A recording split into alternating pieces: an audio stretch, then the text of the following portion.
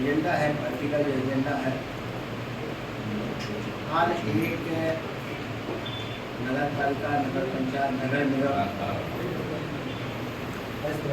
5 हमारे पार्टी के जिम्मेवार साथी कार्यकर्ता संपर्क में रहें। कौन व्यक्ति कहाँ से इस लड़ाई को लड़ने में सक्षम है उनको छाटें।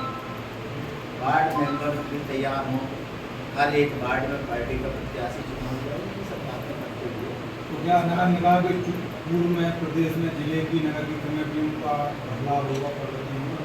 तो ऐसा तो नहीं है, क्योंकि अब तत्काल चुनाव है। अगर हम इस समीक्षा में लग जाएंगे तो चुनाव प्रभावित होंगे। तो अभी हमारा जो सिस्टम है पुराना, उस सिस्टम को हम थोड़ा सा तेज करके सबसे हाथ में जोड़ के आने वाले चुनाव को अच्छे से लड़ना, और जो आज की स्थिति है उस स्थिति को ख़त्म करके हम प्यार मोहब्बत से एक होकर के अगर हमको सीटें निकाल के ले जाते हैं, चाहे वो नगर पालिका की हो, चाहे वार्ड मेंबर की हो, अगर सीटें जीत के जाती हैं तो पार्टी का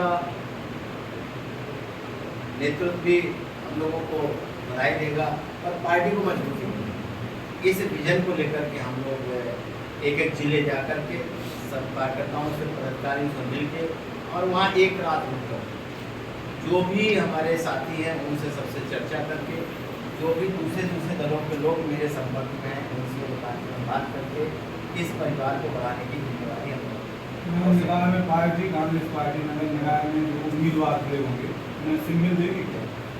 हाँ, सिंबल पिछली बार भी चुनाव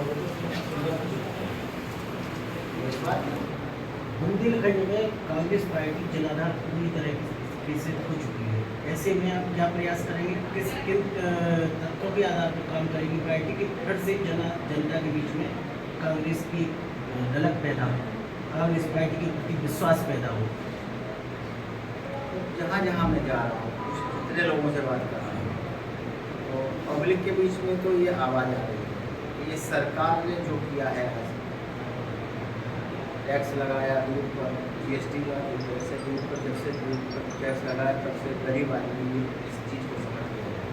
वैसे तो जितने भी जनहित के मुद्दे हैं, जितने भी जनहित की बातें आती हैं, चाहे आपका स्वास्थ्य हो, चाहे आपका सड़क हो, चाहे आपकी शिक्षा हो, चाहे आपके अन्याय अत्याचार हो, बेरोजगारी हो, महंगाई हो, इन तमाम मुद्दों पर जब चर्चा करते हैं उनके बीच में बैठ करते हैं, तो अब पब्लिक इस बात को सुनने के लिए तैयार हो गई कि हाँ, आप जो कह रहे हैं सही, अब परिवर्तन का समय है। नहीं, तो अभी 19 में और हाल ही के विधानसभा चुनाव में देखने को मिला है कि कांग्रेस पार्टी सरकार का विरोध बिल्कुल भी नहीं बना पाई है।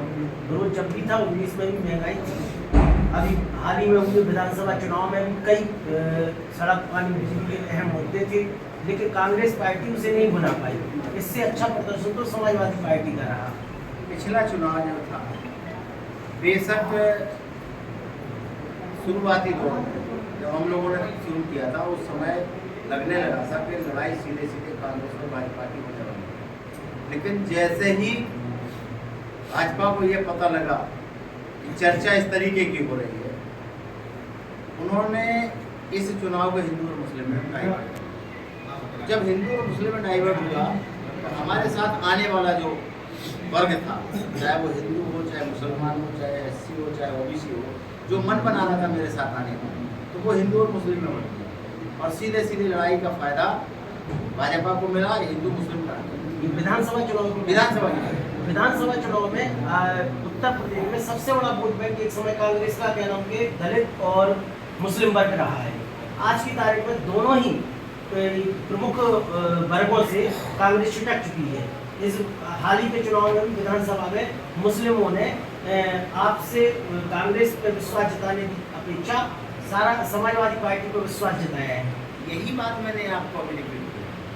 जब तक कांग्रेस और भाजपा की लड़ाई दिख रही थी तब तक मुस्लिम वोट, दलित वोट, बैकवर्ड का वोट वो कांग्रेस के पक्ष में आता नजर आया।